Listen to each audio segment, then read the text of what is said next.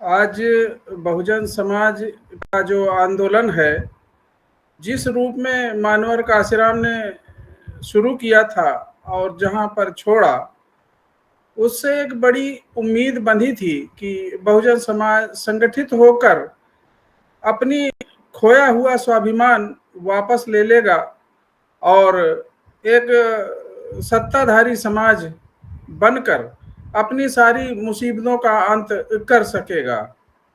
लेकिन साथियों, जैसे जैसे दिन बीतते जा रहे हैं, बहुजन समाज के लाखों टुकड़े हो चुके हैं। बहुजन समाज के तमाम जो सुविधा भोगी वर्ग या इलीट क्लास, चाहे वो नेता हों, चाहे वो पत्रकार हों, चाहे वो विभिन्न पदों पर एमपी, एमएलए या चाहे वो शिक्षाविद हों, चाहे साहित्यकार हों, सब जितने भी ये सब लोग सुविधा भोगी वर्ग एक समाज में पैदा हो गया है। यह वर्ग सामाजिक व राजनीतिक संगठनों तथा उनकी गतिविधियों से स्वयं तो दूर रहता है, दूसरों को भी दूर रहने की सलाह देता है। लोग अक्सर सामाजिक संगठन बना के सुनते मिलेंगे, कहते हुए सुनते मिलेंगे कि हम तो राजनीति से दूर रहते हैं, हम सामाजिक कार्य कर रहे हैं। पता नहीं कौन सा सामाजिक कार्य कर रहे हैं। साथियों, संगठन में बड़ी शक्ति होती है। व्यवस्थित समाज या संगठित समाज ही व्यवस्थित समाज होता है। अगर संगठन की शक्ति कमजोर होगी तो समाज भी कमजोर होगा। आज जो है, बाबा साहब के नाम पे बहुजन समाज के 30 लाख से अधिक संगठन खड़े हो गए हैं। ये सभी लोग राष्ट्रीय स्तर के अखिल भारतीय अंबेडकर महासभा, अंबेडकर सोसाइटी, अंबेडकर बनाए हुए हैं। उनके साथ 10 लोग भी नहीं जुड़े हुए हैं। ये सारे लोग कूड़े के ढेर इकट्ठा कर रहे हैं। इन ढेरों का सौदा हो रहा है। ये लोग तमाम राजनीतिक दलों में घूमते हैं, जाते हैं, हमें टिकट दे दो, हमारे पास इतना बड़ा संगठन है, हमारे साथ इतने लोग जुड़े हुए हैं। जब वो इनकी औकात समझ के इनको धुतकारते हैं तो ये बहुजन समाज पार्टी के पास भी आते हैं। यहाँ भी उनको धुतकार तो नहीं, लेकिन हाँ, उन्हें उनकी औकात का पता चलता है। तो जब उनको कहीं टिकट या इस तरह से उसकी बात नहीं की जाती तो यही लोग नेतृत्व को, बहुजन समाज पार्टी के नेतृत्व को गाली देते हैं। कहते हैं कि ये संगठन को बेच दिया, कहते हैं कि पैसा लेती है, कहते हैं कि ये अपने सिद्धांतों से भटक गई हैं। ये लोग तरह तरह के इल्जाम लगाते हैं। ये जितने भी संगठन बने हैं, इनके किसी प्रकार की सहयोग की इनसे अपेक्षा बहुजन समाज को नहीं करनी चाहिए। ये लोग, इन लोगों ने तमाम संगठन बनाकर बहुजन समाज को ऊर्जावान बनने में रुकावट पैदा की है। वर्तमान समय में SC, ST और OBC के 32 लाख संगठन खड़े हो गए हैं।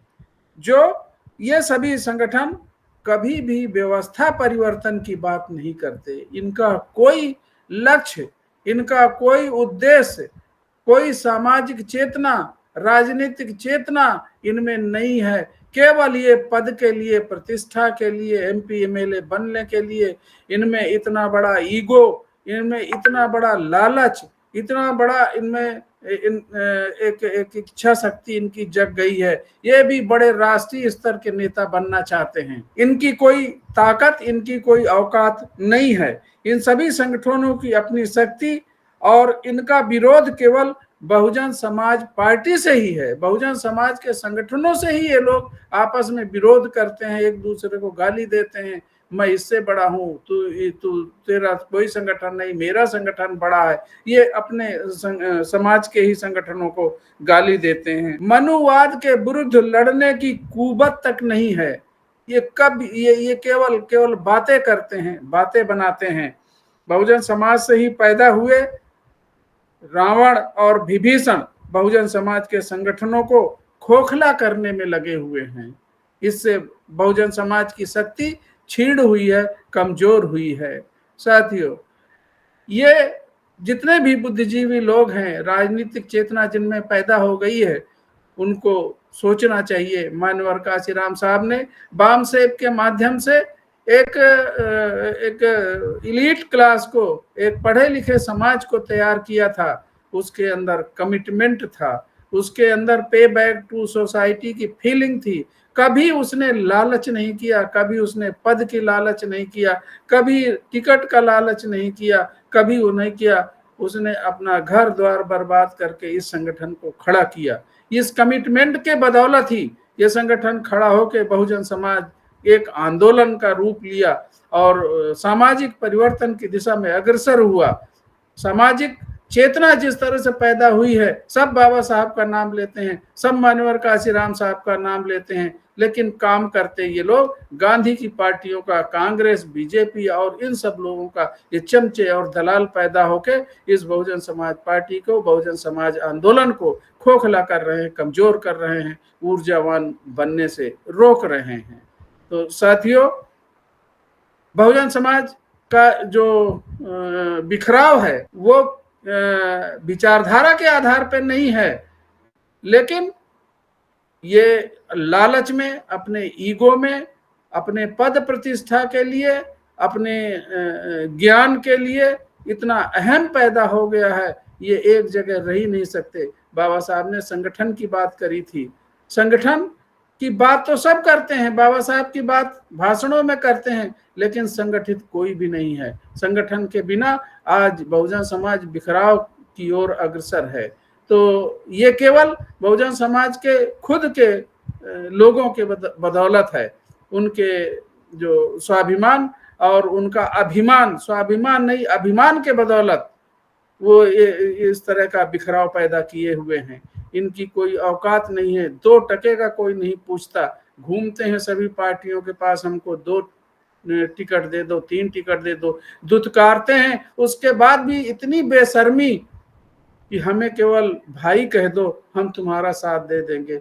यहाँ बहन कहने के लिए तैयार नहीं है कि बहन जी आप चाहे टिकट दो या ना दो, कोई बात नहीं, हम बहुजन समाज को संगठित करके, बहुजन समाज की ताकत बना के हम राजनीतिक सत्ता प्राप्त करके इस बहुजन समाज को मुक्ति दिला पाएंगे, ऐसा कोई भी कहने वाला नहीं है।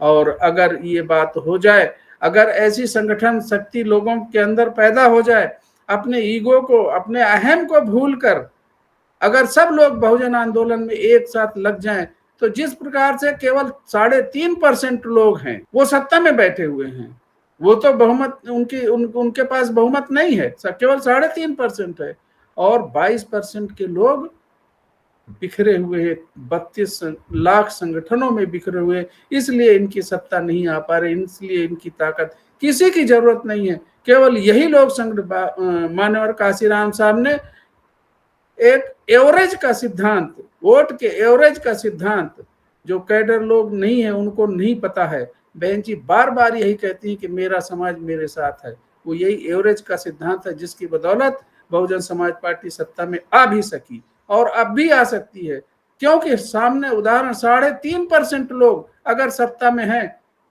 तो ये बहुजन समाज के लोग 22% होते हुए भी सत्ता में क्यों नहीं आ सकते हैं? संगठन की शक्ति के बदौलत। साथियों, मेरा अनुरोध है कि अपने अहम, अपने ईगो, अपनी लालच को छोड़कर बहुजन समाज की शक्ति बनाने में सहयोग करें। जय भीम, नमो बुद्धाय, नमस्कार।